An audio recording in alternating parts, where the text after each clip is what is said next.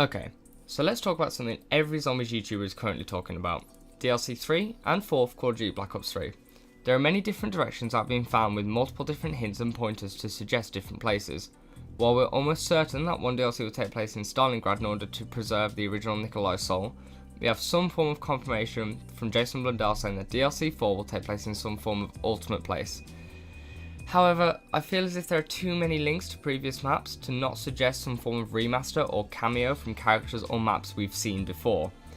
Let me explain. So the first map we had in Black Ops 3 was of course Shadows of Evil. Inside this map we had tons of links to Mob of the Dead and even more if you looked closer.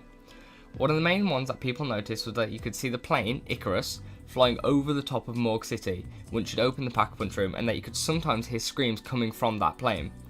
That bears the question as to how and why the prisoners from Mob of the Dead are here.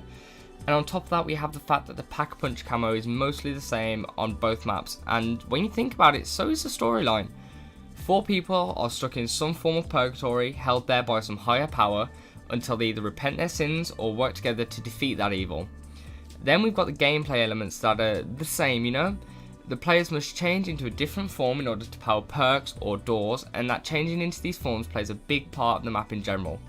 Alongside this, we also have the fact that we have to feed 3 dragons zombie corpses in Reisendrach to get the Wrath of the Ancients, just like we had to feed Cerberus zombie corpses in Mob of the Dead to get the Hell's Retriever. Now of course this could all just be speculation, but it seems too tight-knit and too on purpose to be all coincidence.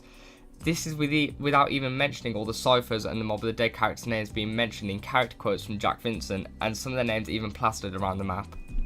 Now a lot of people will argue that DLC 3 and 4 have pretty much been confirmed because of the work the zombies community have been putting in to decode these ciphers and physically going looking for links either via maps or via Jason Blundell himself.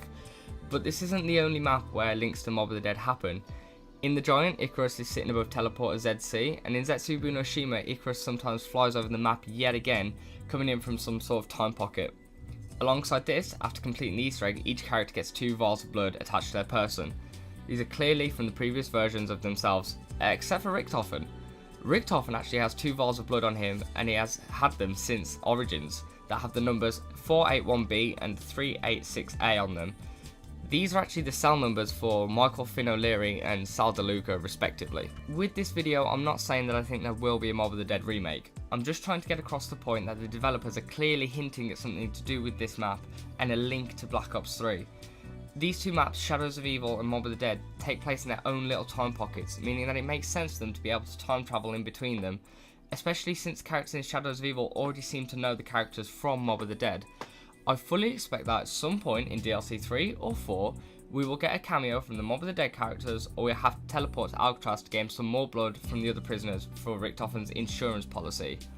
It might even come to the case where we have to hop from dimension to dimension in order to get to this ultimate place that Blundell speaks of in DLC 4.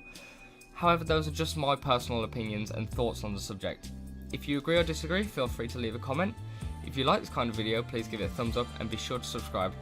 Thanks for watching, and goodbye.